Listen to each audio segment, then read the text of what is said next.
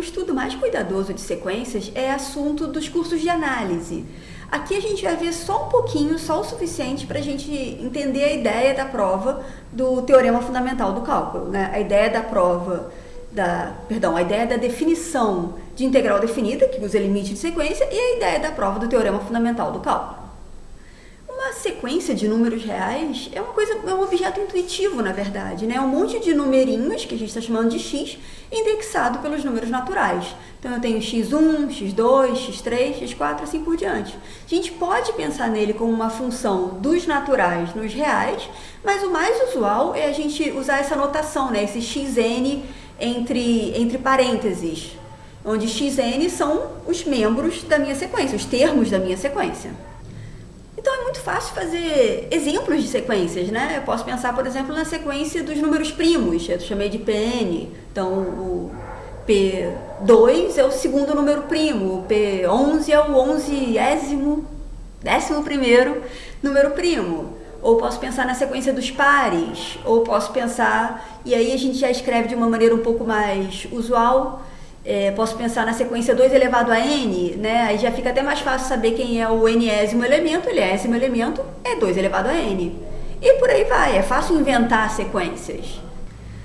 A ideia de limite de sequência é análogo à ideia de limite de uma função, digamos, f de x, quando x tende a infinito. E a nossa notação é análoga também, né? Eu posso falar lim, né? Limite de xn é igual a L, ou xn, com essa setinha, xn tende a L. A notação é análoga, a definição é análoga também. Para a gente entender um pouquinho melhor essa história de limites, vamos fazer um exemplo. Aqui a gente está com a sequência 1 sobre 2 elevado a n, e a gente está afirmando que essa sequência é convergente e que o limite dela é zero. Então, o que a gente tem que mostrar? A gente tem que mostrar aquela definição, né?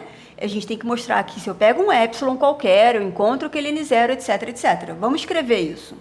Então, para a gente ver isso,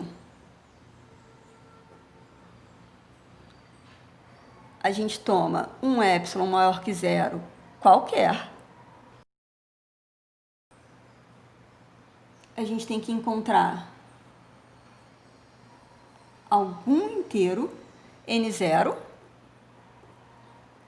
tal que 1 sobre 2 elevado a n menos 0, aqui está aparecendo 0 porque o meu limite é 0, é menor que epsilon para todo n maior que n0. Quem eu estou procurando aqui é esse n0. Ele deve aparecer para a gente a partir dessa condição, é o que eu quero que meus n satisfaçam para todo n maior do que n0. Então, vamos examinar isso aqui direitinho. 1 sobre 2an menos 0, tudo isso em módulo?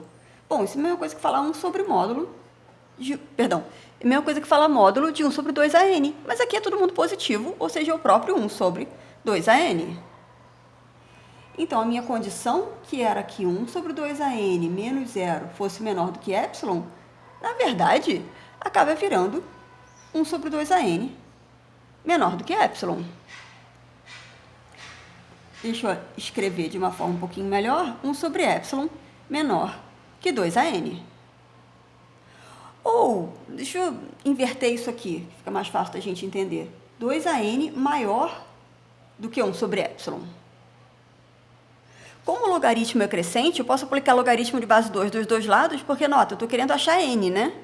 Então, logaritmo de base 2 aqui, de 2 elevado a n, é maior que o logaritmo de base 2 de 1 sobre epsilon. Lembrando que o logaritmo de base 2, ou qualquer logaritmo, na verdade, é função crescente. Qualquer logaritmo. Não é qualquer logaritmo, é logaritmo de base maior do que 1. Quase que eu falo besteira aqui. Bom, falei, mas me corrigi. Então, o logaritmo de base 2 é uma função crescente, então, sim, preserva essa desigualdade que está aparecendo aqui. Eu estou botando uma implicação só para um lado, mas é tudo implicação, né? Só estou fazendo equivalências aqui. Não está cabendo aqui, mas aqui vai ficar n maior do que log de 1 sobre epsilon, na base 2. N maior, log de 1 sobre epsilon na base 2. Lembra que o logaritmo de 1 sobre epsilon é menos o logaritmo de epsilon. Deixa eu escrever assim. Então, a gente chega nessa condição aí. Nota que você pode dizer, mas n é natural, aqui está negativo, então pronto, qualquer n serve. Isso não é verdade, né? Esse epsilon, tipicamente, é uma coisa muito pequenininha. E o logaritmo de uma coisa muito pequenininha, uma coisa menor do que 2, esse logaritmo aqui vai dar negativo. Então, negativo com negativo, sim, esse lado direito é tipicamente uma coisa positiva, porque a gente tipicamente pega um epsilon bem pequenininho, né? Para o meu 1 sobre 2an ficar próximo do limite. Minha sequência fica próximo do limite. Então, a gente chegou aqui. E o que a gente quer? Lembra do que a gente queria? O que a gente queria era achar um n0 que satisfizesse essa condição, né, tal que todo n maior do que n0 satisfizesse essa condição. A gente traduziu, e a gente chegou que aquela condição é essa. Então, o que eu quero é, para todo n maior que um certo n0, o n tem que satisfazer essa condição. Agora ficou fácil, né? Basta eu pegar qualquer natural que satisfaça essa condição, chamar ele de n0, todo mundo maior vai satisfazer também. Então, basta tomar como n0 qualquer natural maior que esse lado direito, que menos nossa, virou log, coisa horrível, menos log na base 2 de epsilon. Porque aí, se o n0 é maior do que isso, o n maior que n0 vai ser maior ainda e a gente vai ter a nossa condição, ou seja, a gente vai ter o nosso limite. Então, sim, o que a gente queria observar? A gente queria observar que esse limite era 0, para isso eu tinha que pegar um epsilon qualquer e ver que eu consegui encontrar um n0? Sim, consegui encontrar n0. Então, com esse n0, a gente tem que 1 sobre 2an menos 0 já escrevi maior, menor do que epsilon para todo n maior que n0, o que me diz que o limite de 1 sobre 2an de fato é 0. E o que essa definição com epsilon, não tem delta, mas tem epsilon e, digamos, n0 está dizendo, é que se L é limite da sequência xn, então eu consigo sempre, a partir de um certo n0, a minha sequência fica tão perto quanto eu queira do meu L. Esse tão perto quanto eu queira é o epsilon, né? Ficou uma distância epsilon, não importa o epsilon que eu pegue. E a maneira talvez melhor ou mais prática de ver isso é notar que se uma sequência converge a L, depois de um certo n, para n suficientemente grande, os meus termos, os meus xn, ficam sempre nesse intervalinho centrado em L, e o intervalo é tão pequeno quanto eu quiser. Esse epsilon aí, na verdade 2 epsilon é o tamanho do meu intervalo, ele pode ser tão pequeno quanto eu queira, ainda assim, para n suficientemente grande, os termos da minha sequência vão cair aí dentro.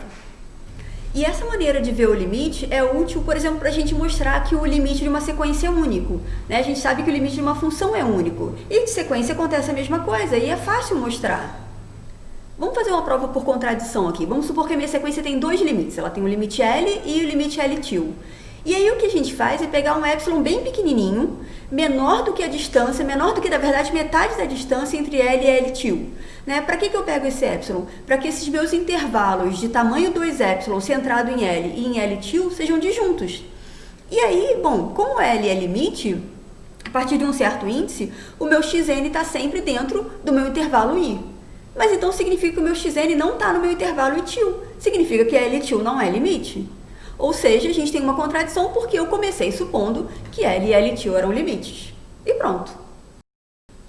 E como eu faço para ver que uma sequência não tem limite? Por exemplo, a sequência das potências de 2, será que ela tem limite?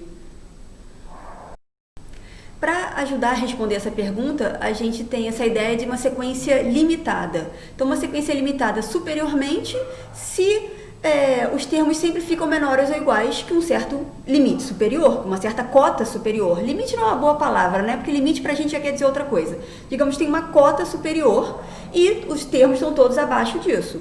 E a minha sequência é limitada inferiormente se eu tenho uma cota inferior e os os termos da sequência ficam sempre acima disso. E claro, ela é limitada, se ela é limitada inferiormente e superiormente.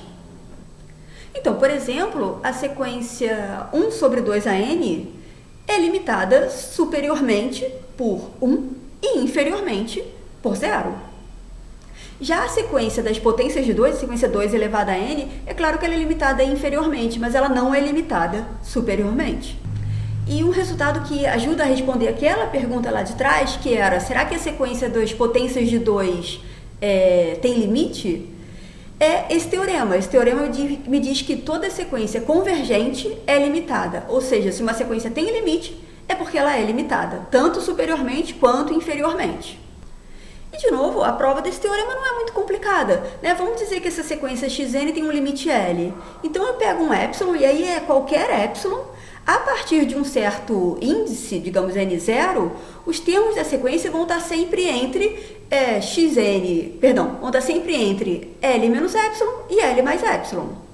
Então, o que a gente faz é considerar os termos anteriores, né, x1 até o xn0, e depois eu sei que eu estou sempre dentro de L menos epsilon e L mais epsilon.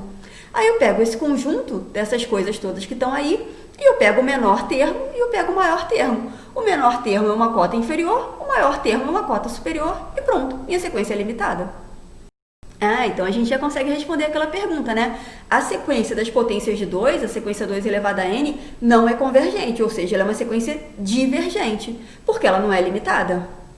Agora, cuidado, nem toda sequência limitada é convergente. Pode ter sequências que são limitadas, mas são divergentes. Para terminar, deixa eu só observar que a gente poderia definir limites, continuidade, mesmo limite de funções reais, usando sequências, né? E, na verdade, esse é o jeito de se definir continuidade e limite também em contextos fora dos números reais. É dessa maneira, essa pelo menos é uma das maneiras em que se costuma trabalhar, por exemplo, quando você está com funções em espaços métricos ou em espaços topológicos. Essas são coisas que são vistas nas disciplinas de espaços métricos ou de topologia, que imagino que vocês vão ver mais adiante no curso. E aí, o que a gente tem, né, digamos, mantra, a frase bonita para a gente guardar, que vai ser útil lá em espaços métricos, talvez não tão útil para a gente aqui, mas a ideia é essa, uma função contínua, ela vai levar uma sequência convergente numa sequência convergente.